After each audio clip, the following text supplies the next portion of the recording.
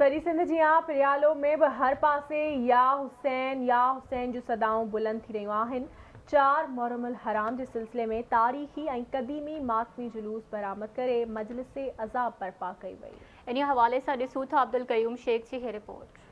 सलाम गाजी वफा का तू है इमाम। पिरियालोई में ज़िले खेरपुर जो सब खां वधे में वॾो तारीख़ी ऐं क़दीमी मातमी जुलूस ऐं मजलिस अज़ा मुनक़िद कई वई। मजलिस अज़ा में सिंध जे मशहूर ज़ाकिरनि ख़िताब करे करबला जे शहीदनि खे भेटा पेश कई। सिंध जे मुख़्तलिफ़ शहरनि खेरपुर, सक्कर, पनुआकिल, बबरलो ऐं ॿियनि शहरनि मां मातमी जुलूस सां ईंदड़ अज़ादारनि लाइ थधे ऐं मिठे पाणी पीआरण लाइ मुख़्तलिफ़ जॻहियुनि ते सबीलनि जा स्टॉल लॻाया विया। मातमी जुलूस जे गुज़रगाह ते हिफ़ाज़ती इंतज़ाम इंतिहाई सख़्त कया विया, जॾहिं त सवें पुलिस अहलकारनि सां गॾु रेंजर्स जे जवाननि पिणु ड्यूटी सरअंजाम ॾिनी।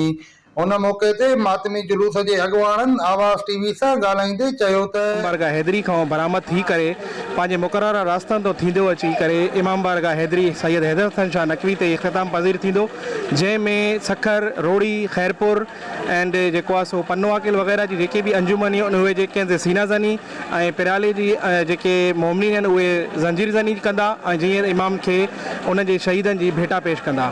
मरकज़ी सबील पहिरीं मोहर हराम खां 10 मुहर्रम हराम ताईं दरगाह से साले शाह बुखारी जे मेन रोड ते लॻाई वञे थी। गुज़रगाहनि तां बि सबीलूं पिणु लॻाई वियूं आहिनि। सबीलनि जो इंतज़ाम मुख़्तलिफ़ जॻहियुनि ते कयो वियो आहे।